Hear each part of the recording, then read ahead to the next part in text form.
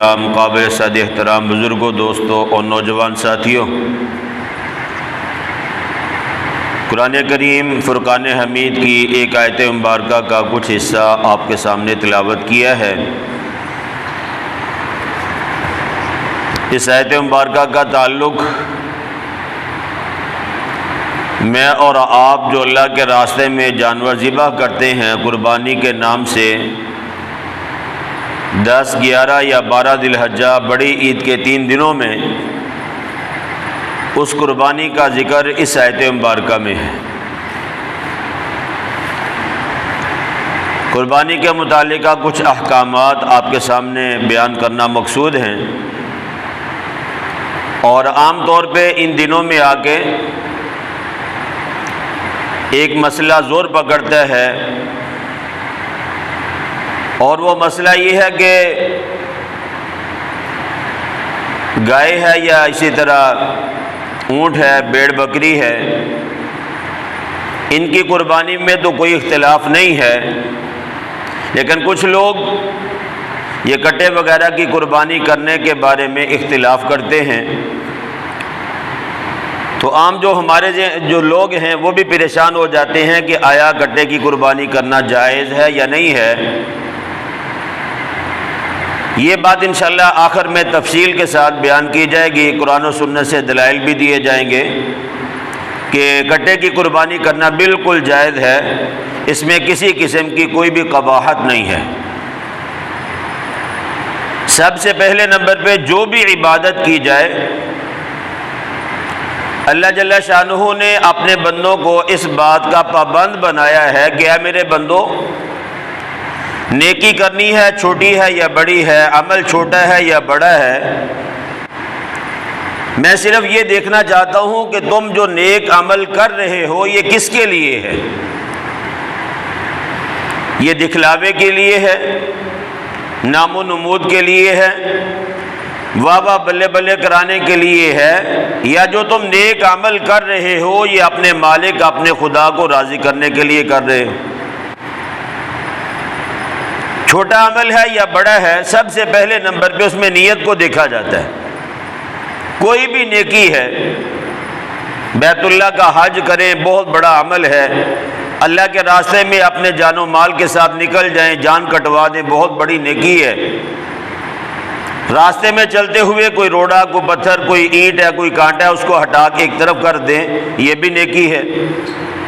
یہ اوپر سے بڑی نیکیوں سے لے کے چھوٹی سے چھوٹی نیکی تک ہر عمل کے اندر اللہ میرے اور آپ سے جو چاہتا ہے وہ یہ ہے کہ میرا بندہ یہ عمل نیکی ہے، یہ میرا حکم سمجھ کے کرے اور مجھے ہی خوش کرنے کے لیے کرے، میری رضا کے لیے کرے۔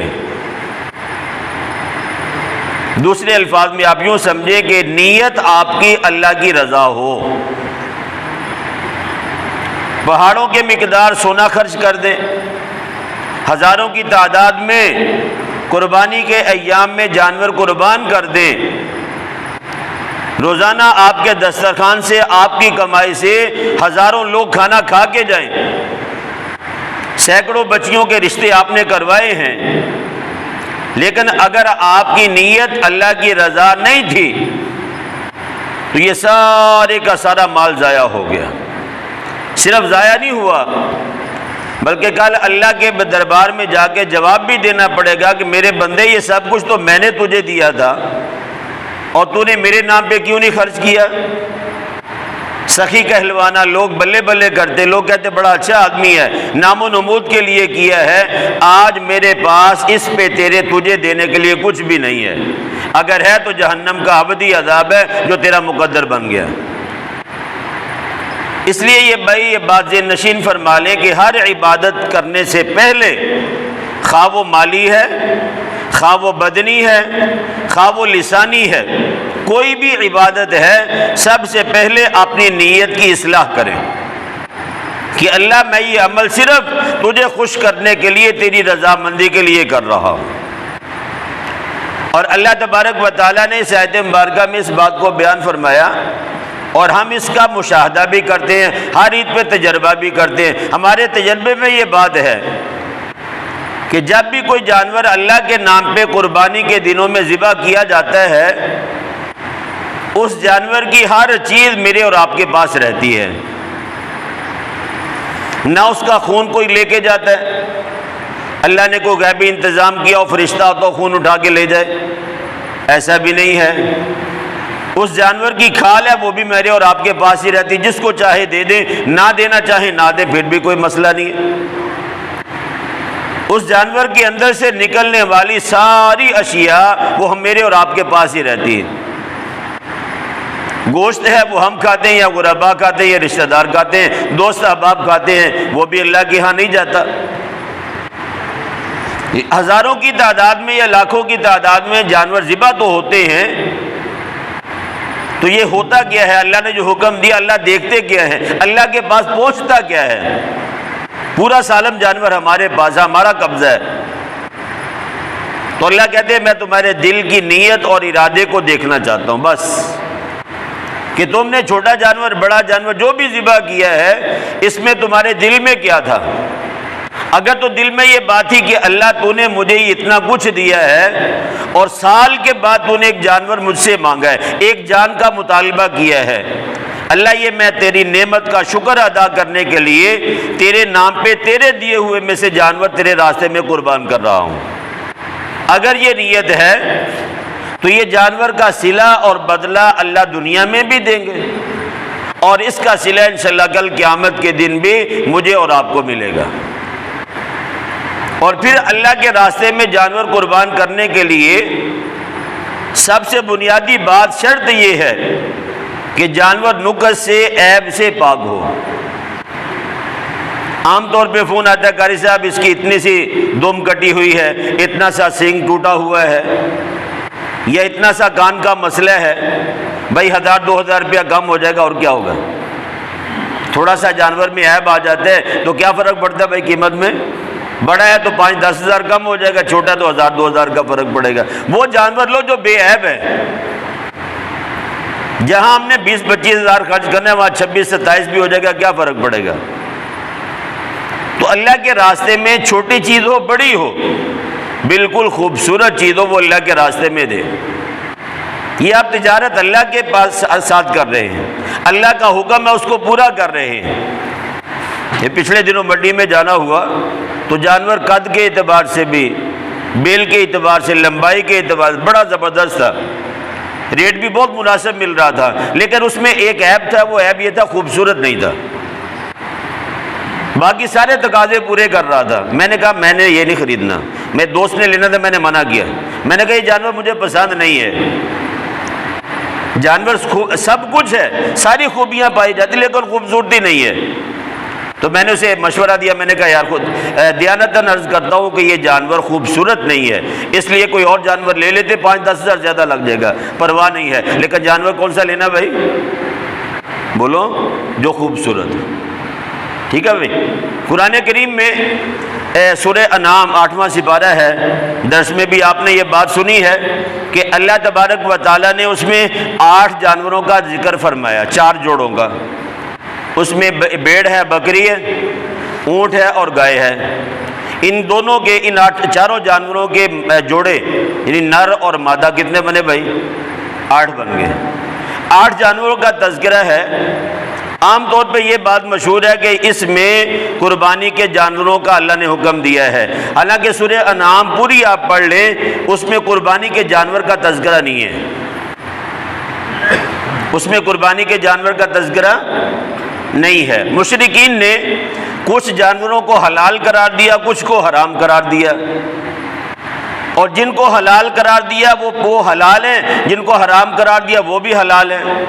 خود اپنی مرضی سے، اپنی خواہش سے کچھ کو حلال کیا، کچھ کو حرام کیا، اور کہا یہ کام کرنے کا ہمیں اللہ نے حکم دیا ہے، معاذ اللہ۔ اللہ کی طرف جھوٹی بات کی نسبت کی ہے کہ میں نے کام اپنی خواہش سے کیا ہے، اور میں کہتا ہوں یہ مجھے اللہ نے حکم دیا ہے۔ دورا گناہ ہے نا بھائی، ایک خواہش پوری کر رہا ہوں اور دوسرا اس کو منسوب کرتا ہوں اللہ تعالیٰ کی طرف۔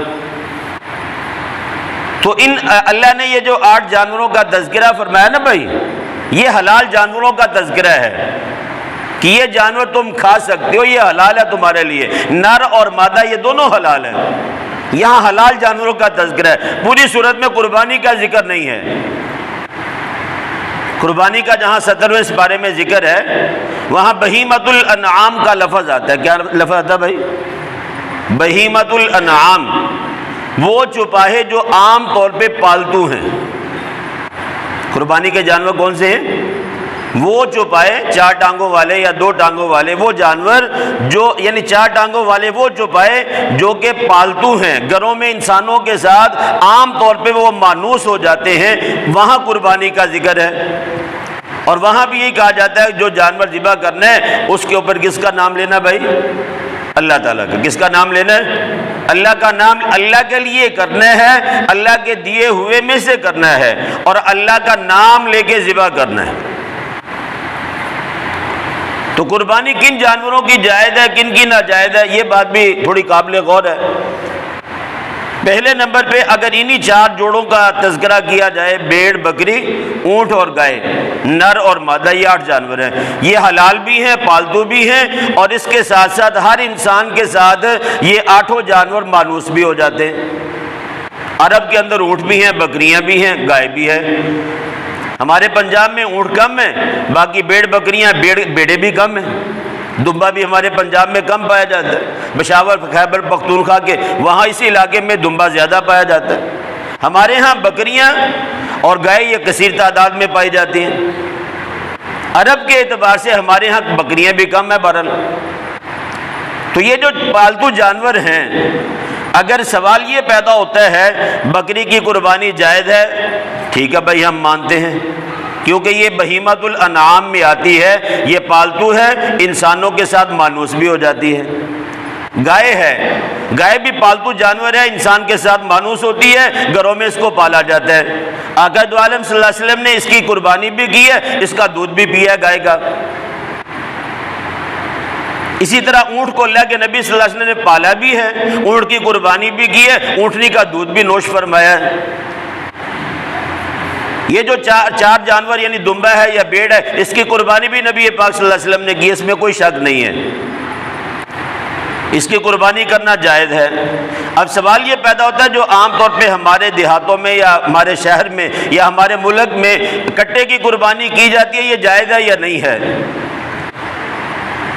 ایک جو حضرات کہتے ہیں ناجائز ہے، وہ یہ کہتے ہیں کہ جہاں قربانی کے جانوروں کا ذکر ہے وہاں اس گائے اور کٹے کا ذکر نہیں ہے، اس کا بھینس کا اور کٹے کا ذکر نہیں ہے۔ تو میں نے پہلے یہ بات کی ہے کہ وہاں قربانی کا تذکرہ نہیں ہے۔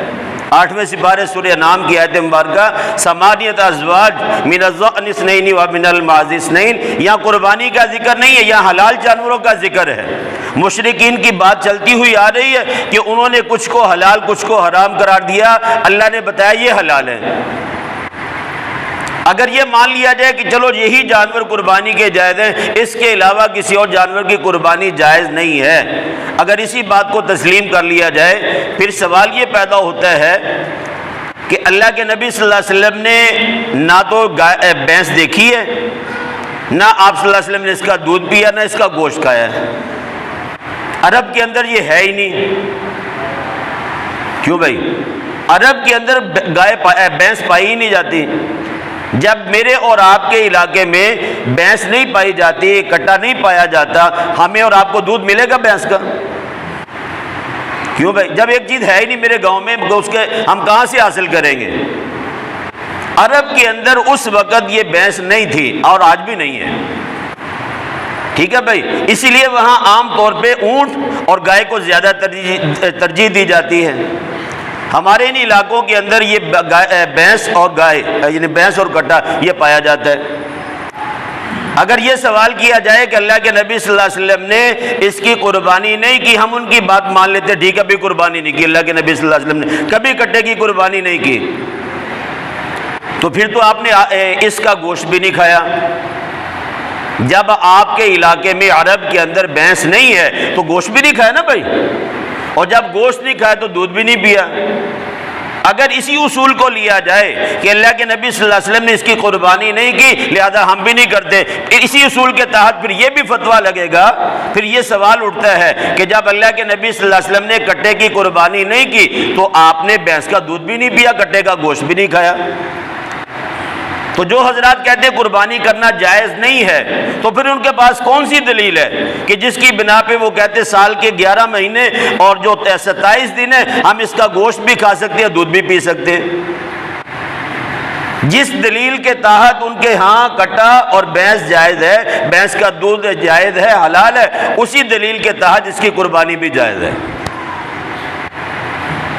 لغت کی جو کتابیں ہیں، عربی لغت کی جو کتابیں ہیں بڑی بڑی، جو پوری دنیا میں مانی جاتی، صرف پاکستان میں نہیں، پنجاب پوری دنیا میں مانی جاتی ہیں، اگر اس لغت کو آپ اٹھا کے دیکھ لیں، ہر لغت والے نے ایک ہی بات کی ہے کہ یہ جو بھینس ہے یہ گائے کی جنس میں سے ہے، نوع من البقر۔ ہر لغت والے نے یہی کہا ہے۔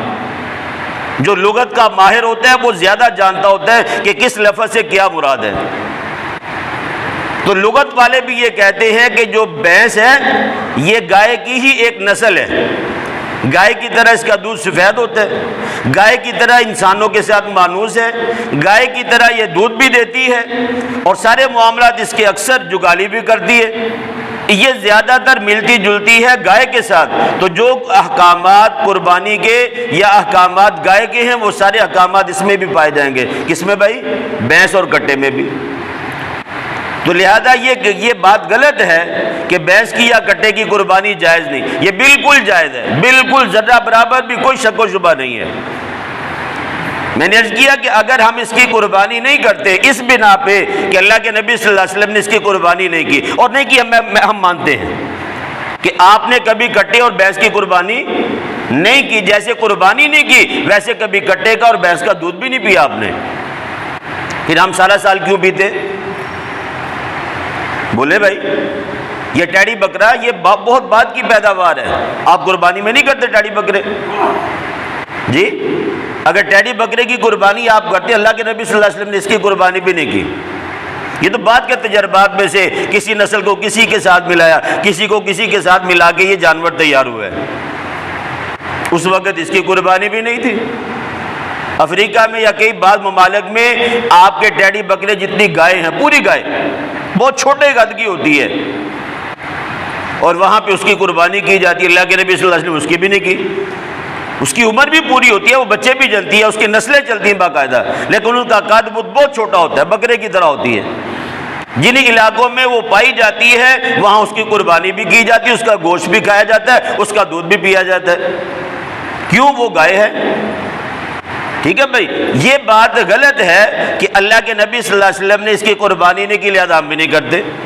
میں نے عرض کیا کہ اگر اسی کو اصول بنا لیا جائے، آپ کی بات کو تسلیم کر لیا جائے کہ اللہ کے نبی صلی اللہ علیہ وسلم نے اس کٹے کی قربانی نہیں کی لہذا ہم بھی نہیں کرتے، تو پھر سوال پیدا ہوگا کہ اللہ کے نبی صلی اللہ علیہ وسلم نے پوری زندگی، پوری حیات طیبہ کبھی بھینس کا دودھ نہیں پیا، کبھی کٹے کا گوشت نہیں کھایا، آپ کیوں کھاتے ہو؟ ٹھیک ہے بھائی، ہم تو کھاتے ہیں، ہم کہتے ہیں کہ یہ گائے کے جنس میں سے ہے، جو احکامات گائے کے ہیں وہی احکامات بھینس اور کٹے کے، ہم اس لیے کھاتے بھی ہیں، دودھ بھی پیتے ہیں، اسی لیے ہم قربانی کے جواز کے قائل ہیں۔ عرب کے بڑے بڑے نوجوان لوگ آج بھی ان سے پوچھو وہ کہیں گے ہم نے بھینس کو دیکھا ہی نہیں ہے۔ ایک چیز آپ کے علاقے میں پائی نہیں جاتی، آپ اس کو کہاں دیکھیں گے؟ کیوں بھائی؟ ایک چیز آپ کے علاقے میں پائی نہیں جاتی، آپ اس کو کہاں دیکھیں گے؟ یہ زرافہ بڑے قد کا جانور ہوتا ہے، اگر ہم میں سے کسی نے کسی چڑیا گھر میں جا کے دیکھا ہوگا تو ورنہ نہیں دیکھا۔ جو چڑیا گھر میں نہیں گیا اس نے شریف جانور زرافے کو بھی نہیں دیکھا۔ ایک چیز جب میرے علاقے میں ہے ہی نہیں، میں اس کو کہاں سے کھا سکتا ہوں؟ اس کو استعمال کیسے کر سکتا ہوں؟ تو عرب کے اندر اس وقت بھینس نہیں تھی، اس لیے اللہ کے نبی صلی اللہ علیہ وسلم نے اس کی قربانی بھی نہیں کی، اس کا دودھ بھی نہیں پیا، اس کا گوشت بھی نہیں کھایا، لیکن یہ ہے حلال ہے۔ یا تو پھر یہ کیا جائے، اگر یہ اصول ہے کہ اللہ کے نبی صلی اللہ علیہ وسلم نے اس کی قربانی نہیں کی، ہم بھی نہیں کرتے، پھر یہ کیا جائے کہ اللہ کے نبی صلی اللہ علیہ وسلم نے سارا سال اس کا دودھ بھی نہیں پیا، ساری حیات طیبہ، سال نہیں پوری زندگی اللہ کے نبی صلی اللہ علیہ وسلم نے بھینس کا دودھ نہیں پیا، کٹے کا گوشت نہیں پیا، آپ بھی چھوڑ دیں۔ ٹھیک ہے بھائی، اس لیے یہ بات بالکل غلط ہے، عوام کو لڑایا جا رہا ہے کہ یہ قربانی جائز نہیں، قربانی جائز نہیں ہے، یہ الگ جانور ہے، یہ کوئی الگ نہیں ہے۔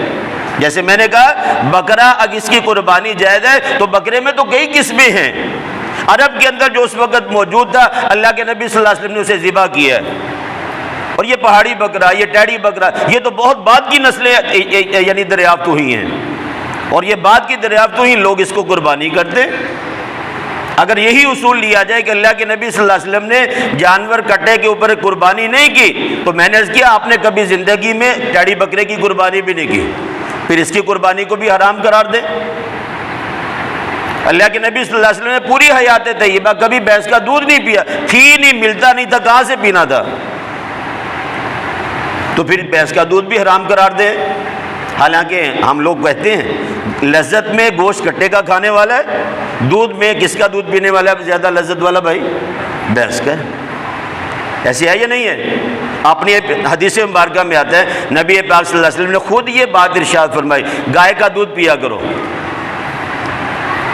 گائے کا دودھ پیا کرو. کس لیے کہ یہ طرح طرح کی جگہ جگہ سے جڑی بوٹیاں کھاتی ہیں، اس کے دودھ میں شفا ہے.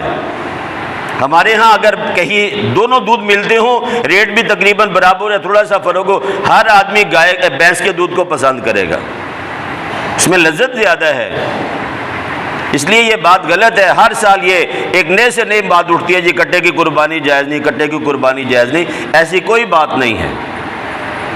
ہمارا اعتماد فقہاء پہ ہے، ہمیں علم دیا ہی ان لوگوں نے ہے، ہمارے اکابرین نے، اور ہمارے اکابرین نے بڑی تحقیق کے بعد یہ فتویٰ دیا ہے کہ جس طرح گائے کی قربانی کرنا جائز ہے، سارے لغت والے اس بات پہ متفق ہیں کہ بھینس یہ گائے کی جنس میں سے ہے، جو احکامات گائے کے ہیں وہی احکامات بھینس کے بھی ہیں. لہذا جب ہم اس کے اوپر آتے ہیں ہم کہتے ہیں اگر گائے کا دودھ حلال ہے تو بھینس کا بھی حلال ہے. گائے کی قربانی کرنا جائز ہے تو کٹے کی قربانی کرنا بھی کیا بھائی جائز ہے. اس میں کوئی قباحت نہیں ہے. اسی لیے ہم سارا سال بھینس کا دودھ بھی پیتے ہیں، کٹے کا گوشت بھی کھاتے ہیں. اگر اسی بات کو دلیل بنا لیا جائے کہ اللہ کے نبی صلی اللہ علیہ وسلم نے کٹے کا قربانی نہیں کی، آپ نے بھینس کا دودھ نہیں پیا، تو پھر میں نے عرض کیا کہ سال کے 12 مہینے کٹے کا گوشت اور بھینس کا دودھ حرام قرار دیں. اللہ کے نبی صلی اللہ علیہ وسلم نے حضرت معاذ رضی اللہ تعالیٰ عنہ کو یمن کا گورنر بنا کے بھیجا. جاتے ہوئے پوچھا گیا صاحب معاذ سے کہا بات سنو. جی یا رسول اللہ، پوچھا آپ صلی اللہ علیہ وسلم نے فیصلے کیسے کرو گے؟ تم تو علاقے کے ذمہ دار بن کے جا رہے ہو، فیصلے کیسے کرو گے؟ کہا یا رسول اللہ سب سے پہلے آنے والے مسئلے کو، آنے والے جھگڑے قضیے کو قرآن پہ پیش کروں گا. اللہ کے نبی صلی اللہ علیہ وسلم نے فرمایا اگر قرآن میں نہ ملا پھر کیا کرو گے؟ کہا جی پھر اس حکم کو کہنے والا مصطفیٰ ہے، جواب دینے والا آپ کا شاگرد ہے. اللہ کے نبی فرما رہے اگر وہ مسئلہ تجھے قرآن میں نہ ملا، میری اور آپ کی نماز کا اکثر حصہ قرآن میں نہیں ہے. بات سمجھ آ رہی بھائی؟ میں اور آپ جو نماز پڑھتے ہیں نا 24 گھنٹے میں 5 نمازیں نفلی نمازیں، اس کا اکثر حصہ قرآن میں نہیں ہے. اتحیات پڑھنی ہے، قرآن میں کہاں اتحیات لکھی ہوئی؟ سجدے میں سبحان ربی اللہ کہاں لکھا قرآن میں؟ یہ ساری نبی نے خود تشریح فرمائی ہے. احادیث مبارکہ کا سہارا لیتے پھر میری اور آپ کی نماز پوری ہوتی ہے. قرآن نے حکم دیا نماز پڑھنے کا. تو نبی پاک صلی اللہ علیہ وسلم نے سوال کیا اپنے صحابی سے، کہا جی اگر وہاں سے نہ ملا آپ کی حدیث پہ، آپ کے فرامین پہ، آپ کے اقوال پہ اس بات کو پیش کروں گا. نبی پاک صلی اللہ علیہ وسلم نے فرمایا اگر اس میں سے نہ ملا تو پھر؟ کہا یا رسول اللہ پھر میں کوشش کروں گا، اجتہاد کروں گا، غور و فکر کروں گا، تدبر کروں گا. اللہ کے نبی صلی اللہ علیہ وسلم نے خوشی کا اظہار، اللہ کی حمد و ثنا بیان کی کہ اللہ نے مجھے ایسی امتی دی ہے. اللہ کے قرآن موجود ہے، جس ذات پہ اترا ہے وہ ذات موجود ہے، اور اس کے سامنے صحابی رسول کہہ رہے یا رسول اللہ میں اجتہاد کروں گا، میں دیکھوں گا اس سے ملتا جلتا کوئی حکم ہوا اس کو اس کے ساتھ ملا کے فتویٰ دے دوں گا. اللہ کے نبی صلی اللہ علیہ وسلم خوشی کا اظہار فرما رہے ہیں. اچھا قرآن میں شراب کی حرمت کا حکم ہے، مانتے ہیں بھائی آپ سارے؟ قرآن کریم میں شراب کا حکم ہے کہ یہ حرام ہے. آپ ذخیرہ احادیث اٹھا لیں، آپ پورا قرآن اٹھا لیں، یہ جتنے نشے کی قسمیں آج چل رہی ہیں اس میں سے کسی کا ذکر قرآن و سنت میں نہیں ہے. آپ یہ چاہیں گے اللہ کے گھر میں بیٹھ کے آپ سے سوال کرتا ہوں جواب دینا ایمانداری سے، آپ چاہیں گے یہ حرام جتنی بھی نشے والی چیزیں آپ استعمال کریں یا آپ کی اولاد استعمال کرے؟ کوئی چاہتا ہے؟ باضمیر آدمی ہو، فطرت سلیمہ رکھنے والا ہو، کوئی بھی یہ گوارا نہیں کرتا میں خود یا میری اولاد اس میں سے کسی چیز کو استعمال کرے، حالانکہ وہ حرام ہے یا نہیں؟ چرس پینا، بھنگ پینا، فیم کھانا، پاؤڈر، یہ کہاں قرآن و سنت میں ثابت ہے؟ لیکن کوئی بھی باشعور آدمی اس کو حلال نہیں کہتا، اپنے لیے پسند نہیں کرتا۔ تو پتہ یہ چلا کہ ہر چیز قرآن و سنت میں نہیں ہے۔ قرآن ہمیں اصول دیتا ہے، سنت سے ہمیں رہنمائی ملتی ہے۔ ہزاروں لاکھوں مسائل ایسے ہیں جو قرآن و سنت میں نہیں ہیں، لیکن قرآن و سنت اس کے لیے رہنمائی ضرور کرتی ہے، یہ بات یاد رکھنا۔ قرآن نے کہہ دیا شراب حرام ہے، فقہا نے دیکھا شراب کیوں حرام ہے، پتہ چلا پینے کے بعد عقل کام نہیں کرتے۔ عام جو نارمل آدمی پیتا ہے، جو پہلی دفعہ پیتا ہے، وہ حلال حرام، ماں بہن بیٹی بہو میں تمیز نہیں کر سکتا، عقل کام کرنا چھوڑ دیتی ہے۔ فقہا بیٹھے، جماعتیں بیٹھی، بڑے بڑے علماء بیٹھے، سر جوڑ کے کہا جو چیز بھی کھانے کے استعمال کرنے کے بعد آپ کی عقل کام کرنا چھوڑ دے وہ نشے کے زمرے میں، اور نشہ کرنا کیا ہے؟ حرام ہے۔ اور یہ کہاں سے اصول ملا ہمیں؟ قرآن سے ملا ہے۔ اور یہ بکریاں چرانے والا اصول نہیں بنا سکتا بھائی، ہر میڈیکل سٹور والا، ہر پروفیسر یہ قرآن سے احکامات نہیں نکال سکتا، یہ وہی نکال سکتے ہیں جنہوں نے اپنی زندگیاں اس کام میں کھپا دی ہیں۔ اس لیے 1400 سال کے بعد آج ہم اٹھ کے کہتے ہیں جی کٹے کی قربانی جائز نہیں ہے، اس لیے کہ اللہ کے نبی صلی اللہ علیہ وسلم نے نہیں کی۔ میں نے عرض کیا اگر اسی اصول کو ہم آپ کی بات مان لیتے ہیں، اگر اسی اصول کو لے لیں تو پھر کٹے کا گوشت اللہ کے نبی صلی اللہ علیہ وسلم نے پوری زندگی میں حیات طیبہ میں کبھی بھی نوش نہیں فرمایا، نہ ہی کبھی آپ صلی اللہ علیہ وسلم نے بھینس کا دودھ پیا۔ چھوڑ دے پھر کھانا پینا، یہ بھی پتہ یہ چلا کہ اصول کچھ اور ہیں، یہ صرف لڑایا جا رہا ہے، امت کو گروہوں میں تقسیم کیا جا رہا ہے۔ آنکھیں بند کر کے اگر آپ کو گٹا ملتا ہے مناسب، آپ اس کی قربانی کریں۔ آپ کو یعنی بچڑا مل جائے، گائے مل جائے، آپ اس کی قربانی کریں۔ اونٹ ہے، بکرا ہے، بکروں میں کتنی قسمیں ہیں جو اللہ کے نبی صلی اللہ علیہ وسلم کے زمانے حیات میں نہیں پائی جاتی تھی، جبکہ سارے لوگ کہتے ہیں بکرے کی قربانی کرنا جائز ہے۔ اگر اسی اصول کو لیا جائے تو میں نے پہلے مثال دی باقاعدہ کہ ٹیڑی بکرا اللہ کے نبی صلی اللہ علیہ وسلم کی حیات طیبہ میں نہیں تھا، جب نہیں تھا نہ آپ نے ذبح کیا نہ آپ نے اس کا گوشت کھایا۔ قرآن ہمیں اصول دے رہا ہے، سنت ہمیں رہنمائی دے رہی ہے، اور اس کی روشنی میں جو مسئلہ نکلے گا، جو فقہا کہیں گے یہ حلال ہے، ہم اس کو سینے کے ساتھ لگائیں۔ علماء فقہا فرمائیں گے یہ حرام ہے، ہم اس کو بلا چوچرا مانیں گے کہ یہ حرام ہے۔ ہم تو چلتے ہی فقہا کے پیچھے ہیں، ہمیں تو دین ہی ان لوگوں سے ملا ہے جنہوں نے اپنی زندگیاں دین کے لیے کپائی۔ اس لیے بھائی یہ بات ذہن نشین فرما لیں کہ جس طرح گائے بیل کی قربانی کرنا جائز ہے، اسی طرح بھینس کی اور گٹے کی قربانی کرنا بھی کیا بھائی؟ جائز ہے، بالکل جائز ہے، کوئی اس میں اختلاف نہیں۔ ہم ایک آدمی کہتے میں نہیں مانتا جی، ہم سارے کہیں آج جمعہ، وہ کہیں نہیں ہفتہ ہے، ساری دنیا کہتی جمعہ نہیں ہفتہ ہے، آپ اس کو منا سکتے ہیں؟ کیوں بھائی؟ اللہ کے نبی صلی اللہ علیہ وسلم نے اللہ کی وحدانیت پہ ہزاروں دلائل دیے ابو جہل کو، ابو لہب کو، اس کی ساری ذریت کو۔ نہیں ہم نہیں مانتے۔ ابو جہل نے آگے کہا تھا نا محمد یہ بتاؤ تمہاری میری مٹھی میں کیا ہے، اگر یہ بتا دو آپ میری مٹھی میں کیا ہے میں کلمہ پڑھ لوں گا۔ اللہ کے نبی صلی اللہ علیہ وسلم نے فرمایا یہ نہیں میں بتاؤں جو تیری مٹھی میں ہے، اگر وہ خود بتا دے پھر کلمہ پڑھے گا۔ اس نے کہا اس سے بڑھ کے کیا ہو سکتا ہے؟ اس کے ذہن میں تو اتنی بات تھی کہ یہ تو بے جان چیز ہے، یہ تو نہیں بول سکتی، لیکن یہ نہیں پتا تھا یہاں خدائی قوت چلتی ہے ساتھ۔ ابو جہل کے سامنے ان کنکریوں نے کلمہ پڑھا ہے، اللہ کی حمد و ثنا کی، وہ بدبخت پھر اس نے کلمہ نہیں پڑھا۔ جو کہتا ہے میں زید میں ہوں، میں نے بات آپ کی ماننی ہی نہیں ہے، میں اور آپ اس کو کیسے منا سکتے ہیں؟ اس کا کوئی جواب ہے بھائی؟ اس کا کوئی علاج ہے؟ ماننے والے کے لیے ایک ہی دلیل کافی ہوتی ہے، اور جو کہتا ہے میں نہیں مانتا اس کے لیے ہزاروں دلیلیں بھی کیا ہے؟ بیکار ثابت ہوتی ہیں۔ آپ اس بات کا جواب کہیں سے ڈھونڈ لیں، کسی مسئلے کے علماء سے پوچھ لیں۔ اللہ کے نبی صلی اللہ علیہ وسلم نے سال کے 12 مہینے، نبوت ملی ہے 40 سال کی عمر میں، 40 سال سے لے کے 63 سال تک 23 سال آپ صلی اللہ علیہ وسلم دنیا میں زندہ رہے۔ ان 23 سالوں میں پہلے تو شریعت تھی نہیں نا، لوگ اللہ کو جانتے پہچانتے نہیں تھے۔ 23 سال کا عرصہ اللہ کے نبی صلی اللہ علیہ وسلم نے کبھی بھی ایک قطرہ بھینس کے دودھ کا نہیں پیا، کبھی ایک بوٹی بھی آپ صلی اللہ علیہ وسلم نے کٹے کی نہیں کھائی۔ یہ میرا چیلنج ہے۔ اگر اسی اصول کو لیا جائے کہ اللہ کے نبی صلی اللہ علیہ وسلم نے ان کی قربانی نہیں کی، ہم بھی نہیں کرتے، میں نے کیا پھر سارا سال اس کو حرام قرار دیتے۔ کوئی دیکھا آپ نے سال کے 11 مہینے 27 دن کوئی یہ کہتا مولوی صاحب ہم کٹے کا گوشت نہیں کھاتے اس لیے کہ اللہ کے نبی صلی اللہ علیہ وسلم نے نہیں کھایا؟ سارے ہی کھاتے ہیں، سارے بھینس کا دودھ استعمال، ہمارے علاقے کی جو جانور ہے۔ اس لیے قربانی کے ایام میں آگے خدا رہا ان باتوں میں نہ الجھیں۔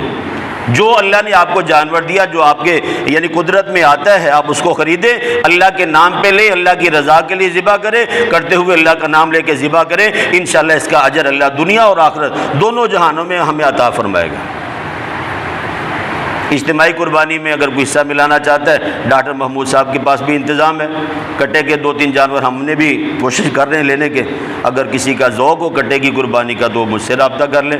ویسے جو اجتماعی قربانی ہر سال ہوتی ہے گاؤں میں، جس کے پاس اپنا جانور لینے کی طاقت نہیں ہے وہ کم از کم اجتماعی قربانی میں اپنا حصہ ضرور ملائے۔ حالات تنگ ہیں، ہمیں بھی اندازہ ہے، لیکن یہ کہ بھائی قربانی جب اللہ کے راستے میں کسی بھی چیز کی ہوتی ہے اس کے بعد اللہ راستے کھولتے ہیں۔ مہنگائی کا سیلاب ہے، میں اور آپ کچھ نہیں کر سکتے، بے بس ہے، لیکن یہ کہ اللہ کے ساتھ تو رجوع میں اور آپ کر سکتے ہیں نا، اپنے جذبات، اپنی دعائیں، اپنی حاجات اللہ کے دربار میں تو پیش کر سکتے ہیں۔ جب میں اور آپ سچے دل سے کسی نیک کام کا ارادہ کریں گے، کوشش کریں گے اسباب کے درجے میں، میرا اور آپ کا اللہ کبھی ہمیں مایوس نہیں کرے گا۔ سارے حضرات کوشش کریں قربانی کرنے کی، اللہ پاک مجھے اور آپ کو توفیق عمل نصیب فرمائے۔ سنتیں ادا کر